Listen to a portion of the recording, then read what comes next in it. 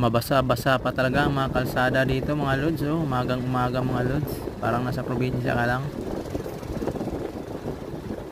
Yung mga kalsada ito mga lods hindi pa napapaayos. Siguro gagawin lang to pag malapit na eleksyon mga lods.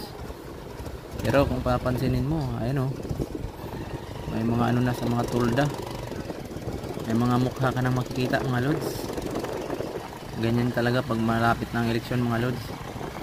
Isang katutak na makita mong mga nakadikit sa mga poste, sa mga tindahan, mga poster mga lods. Saka kung napapansin nyo dito, bikiri, mga bikiri lang po ang mga bukas mga lods. Mga ibang tindahan sarado po talaga. Siguro mga puyat pa itong mga to. Late upload na pala to mga lods. Kaya ano pa to, late upload na pala to mga lods. Kaya nung ano pa to uno. Ayun oh, ang ganda ng ano level mga lods, pagka trim ng mga bulaklak. Kaya kung mapapansin mo mga lods, napakatahimik talaga ng tao. Siguro mga puyat pa mga tao dito mga lods.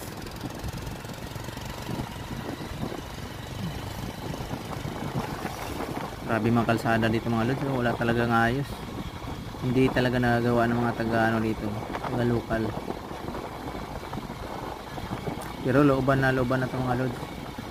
Kaya siguro yung mga dito, mga opisyalis, hindi na ganong napapansin yung kalsada nila na ano, lubak-lubak.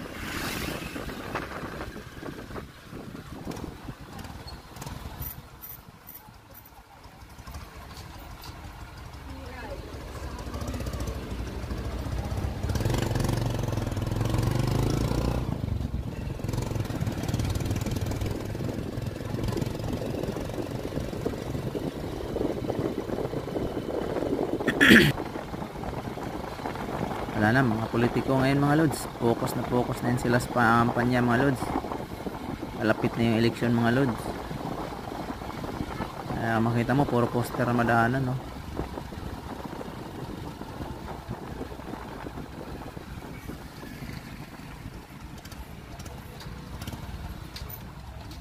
At dito pala banda mga lods, malapit na kaming dumating.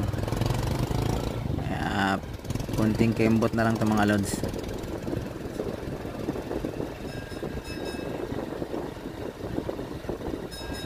Walang katao-tao mga lods.